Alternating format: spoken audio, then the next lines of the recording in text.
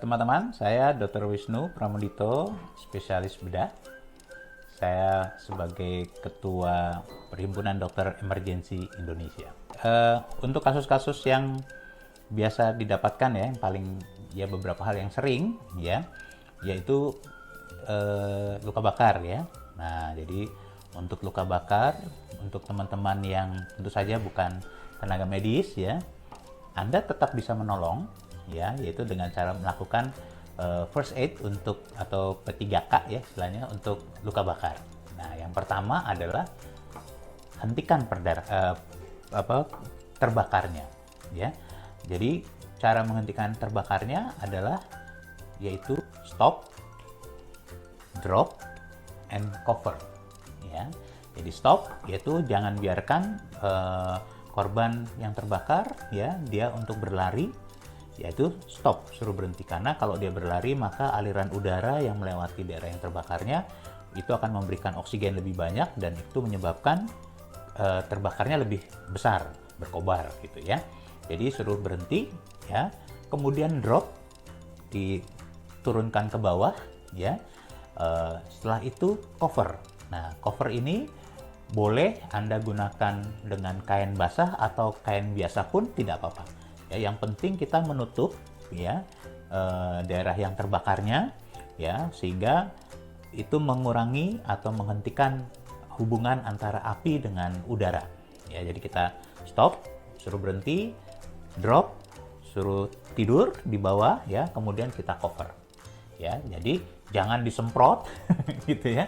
Tapi cukup dengan tutup. Boleh dengan kain basah, tapi kain yang kering pun tidak apa-apa. Ya, atau boleh dibasahkan sedikit, boleh ya. Nah, setelah itu ya, setelah apinya berhenti atau mati ya, maka langkah kedua adalah kita masih untuk menghentikan proses pembakarannya, yaitu kita buka pakaian ya beserta perhiasan yang terbakar.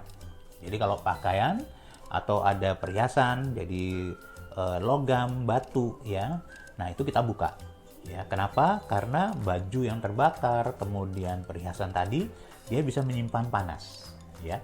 Nah, kalau tidak kita buka, maka walaupun apinya mati, tapi panas yang tersimpan dalam benda-benda tadi tetap akan membakar kulit atau bagian tubuh yang tertutup itu.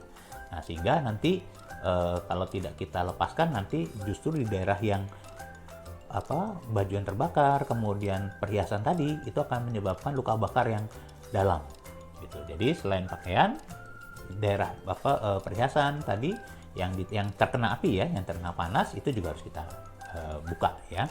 Nah, kemudian yang ketiga adalah kita dinginkan ya. Jadi kalau pemadam kebakaran setelah apinya mati kan kita tetap disemprot tuh, begitu juga pada kita ya. Jadi kalau luka bakar itu dia akan menyebabkan panas ya, dan panas itu akan membuat peradangan di kulitnya ya, dan itu yang menyebabkan nyeri. Nah, jadi cara didinginkannya yaitu dilakukan irigasi dengan air biasa ya. Jadi bisa dengan air mengalir ya, air biasa, jangan air es ya, air biasa saja dan air yang bersih saja ya. Jadi air mengalir atau bisa juga di spray gitu ya, disemprot spray, pakai spray gitu ya, atau Anda kompres dengan kain yang dibasahkan atau pakai spons ya. Nah, itu dilakukan selama 5 menit ya. Jadi kita lakukan selama 5 menit. Nah, pada proses ini yang harus Anda perhatikan yaitu jangan sampai pasien atau korban kemudian karena dialirin air gitu, maka seluruh badannya kerendam air. Nah, itu yang tidak boleh. Karena kalau kita basah semua ya, maka nanti pasiennya akan mengalami hipotermi.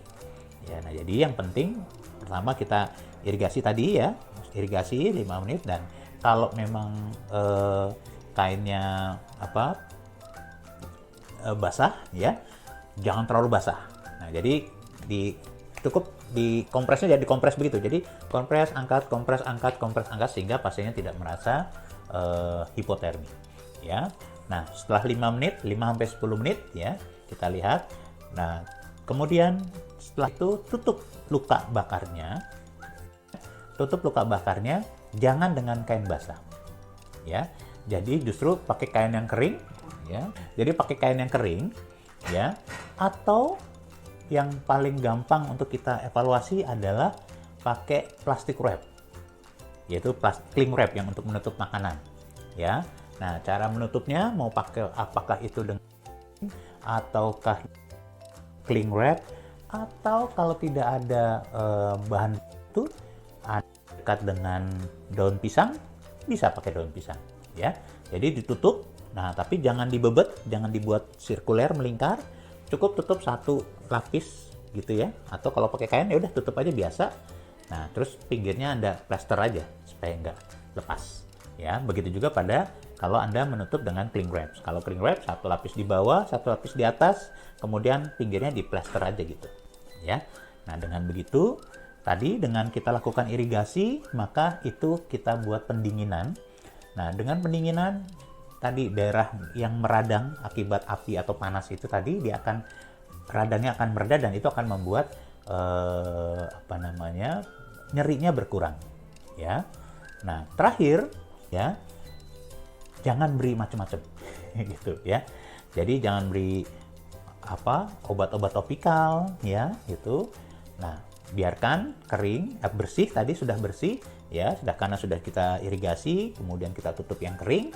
Nah, kita kirim ke rumah sakit untuk penilaian lanjutan secara medis ya.